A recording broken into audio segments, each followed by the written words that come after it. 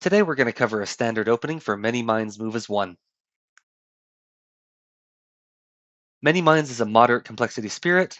It does primarily focus on control, but it does generate significant amounts of fear and defend cards. In fact, that's the primary way you're going to be taking care of the invaders, is by defending and setting up Dahan counterattacks. Now, there is a bit of a mini game in the fact that you're going to be having to plan where to move the beast tokens, because you need to concentrate them in the land where you're going to defend each turn. So on turn 1, I like to G2, placing a presence from the top track and the bottom track, and gaining 1 energy. And then on turn 1, I generally play Ever Multiplying Swarm and 1 other card. Now, typically I'll pair it with Pursue with Scratches, Pecks, and Stings. This typically doesn't solve a land, but I like the other 3 cards better to be played on turn 2, which is why I'll use this card now just to generate an extra fear. But I typically won't have 2 beasts in the same land to actually take advantage of the push here. So you can pair this with any other card you want. Each of the other 4 cards has the wind and beast elements that we're looking for, so that we can hit this first threshold of Beset and Confound the Invaders. Now in turn 1, there's typically not going to be any ravages happening, so I'm only doing this to generate 2 fear. On turn 2, we're going to G2, placing 2 presents from the bottom track, unlocking our 3rd card play and the option to purchase a power card. Now here's where we'll play whatever 3 remaining unique power cards you have. These are the 3 that I like to play on turn 2, because with a Dreadful Tide of Scurrying Flesh, I can typically solve one of my ravages. I'll use Beset and Confound the Invaders, which is my right innate, to solve the 2nd land. I'll play Boon of Swarming Bedevilment on one of my allies. And I'll play Guide the Way on Feathered Wings to gather Dahan in to one of my lands for a counterattack. So with these 3 cards, we're going to be hitting the 2nd tier of both innates. This will allow me to gather up to 3 beasts because I have 3 wind cards in play. And remember that you can gather beast tokens from up to 2 spaces away. They don't have to be adjacent for you to gather them. And I'll generate 3 fear and defend one of the lands for 4. On turn 3, we're out of cards, so we're going to go ahead and G1, reclaim, and gain a minor power. And you will typically have 2 energy at this point. I'll go ahead and spend it to gain a 2nd minor power. And for both of these cards, I'm looking for 0 cost cards so that I'll be able to play them in the next couple of turns. At this point in the game, your energy economy is very tight.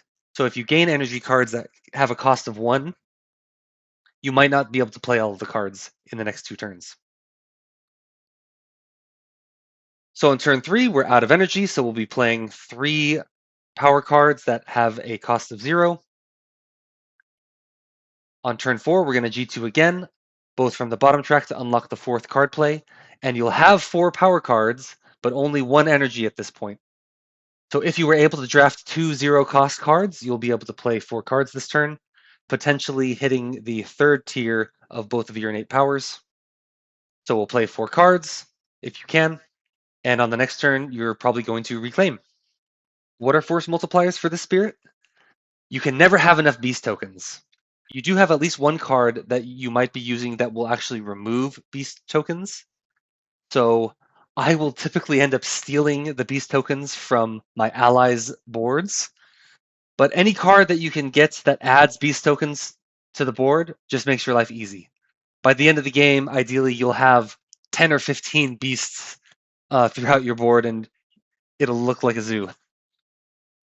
Energy is always helpful for the spirit because, especially in the first couple of turns, the energy economy is very tight. Later on, as you unlock the top track, this won't be a problem as much anymore. And especially in the early game, I look for cards that have Dahan movement, because I will primarily be solving lands with defense and Dahan counterattacks, but I only have 1 starting card that actually lets me move Dahan. And unless I'm going to reclaim and use that every turn, that means every other turn without an extra Dahan movement card, I'll be giving a land a defense, but not necessarily being able to ensure that I move Dahan in so that we take advantage of that and actually take out some of the invaders in the process. So Dahan movement cards are fantastic, especially for the first 4 turns. As far as tips go, I will point out that once you hit the 5 card plays on the bottom track, the 5 unique power cards you start with are perfect elements that will allow you to maximize the threshold for both the Teeming Host Arrives and Beset and Confound the Invaders.